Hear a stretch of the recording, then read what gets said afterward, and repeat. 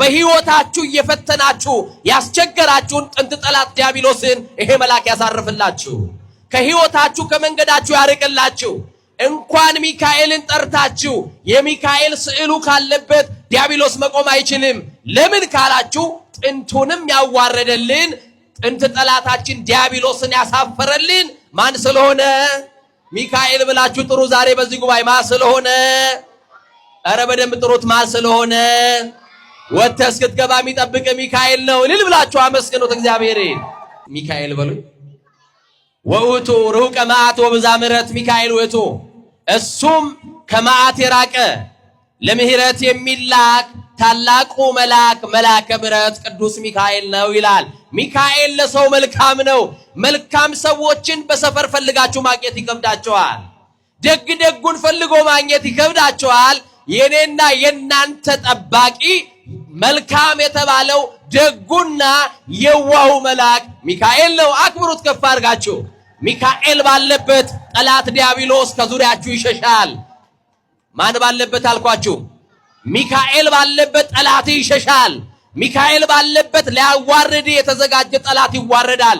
አሁንም ሚካኤል እሱም የመጀመሪያ ይቅር የሚል ከመዓትም የራቀ ለምህረት የሚላክ መልአክ ነው። በቅዳሴያችን ክፍል ላይ ተውቦ ምህረት ለሚካኤል ወብስራት ለገብርኤል፣ ለሚካኤል ምህረት ተሰጠው ይላል። እስቲ ምህረት ተሰጠው በሉ። የናንተን ጸሎት ወደ እግዚአብሔር ይዞ ይሄድና ልጆቼን ማርልኝ ብሎ በስላሴ ዙፋን ፊት ለፊት ስላንቺና ስላንተ ኃጢአት ስላንተ ለቅሶ አንተ ስላለህበት ሁኔታ ወደ እግዚአብሔር ጸሎትህን ይዞ ልጆቼ ተጨንቀዋልና ጭንቀታቸውን ፍታ፣ ልጆቼ እያለቀሱ ነውና እንባቸውን ጠረግ እያለ ስላሴን ስለናንተ የሚለምን ደግና የዋ መልአክ ነው። ስለ ደግነቱ አክብሮት፣ ስለ የዋህነቱ አመስግኖት። ለሕዝብም ታዛዥ ማን ይመስላችኋል? ችግር ጠይቆ ብቻ ሚካኤል አያልፍም። መፍትሄውንም ነግሮ ነው የሚሄደው። ችግርሽን አዳምጦ ትቶሽ አይሄድም። መውጫውንም አበጅቶ ነው የሚሄደው ሚካኤል። እንግዲህ አሁን አንቺን ቤት ይምጣ፣ የተናቀው ጎጆሽን ሊከፍትልሽ ይምጣ፣ የተዘጋው ነገርሽን ሊከፍትልሽ ሚካኤል ይምጣ። ይምጣልን። ይሄ መልአክ ደግ እኮ ነው፣ ይዋህ እኮ ነው። ዛሬ ያቆመን እንቅፋቱን ያነሳልን፣ የጠላትን ወጥመድ የበጠሰልን፣ ጉድጓዱን የደፈነልን፣ ጠብቆቱ ፍቅሩ ረዳትነቱ ደርሶናልና እስቲ ይህንን ታላቅ መልአክ ቅዱስ ሚካኤልን ሁላችሁም አክብሩት። ሚካኤል በሎ በቸገረን ጊዜ የምንጠራው ዘመዳችን ነው። ሚካኤል በጨነቀን ጊዜ የምናለቅስበት ጓደኛችን ነው። ሚካኤል በሎ ባለቀስን ጊዜ የሚያባብለን ወዳጃችን ነው። ሚካኤል በሎ ሚስጥር የሚካፈልልን ወገናችን ነው። አልጋ ነጠፈልን አስታማሚያችን ነው። ስንወድቅ ያነሳን ነው በሉ። ከእስራት የፈታን ነው በሉ። ጥንት ጠላታችን ዲያብሎስን ረግጦ ቀጥቅጦ ያስገዛልን ሚካኤል ነው። ደስ ይበላችሁ። ሰናይ ለሰብ ወታዛዚ ለሕዝብ ሚካኤል በቸገረን ጊዜ የምንጠራው ዘመዳችን ነው። እግዚአብሔር ከኛ ጋር ነው በሉ።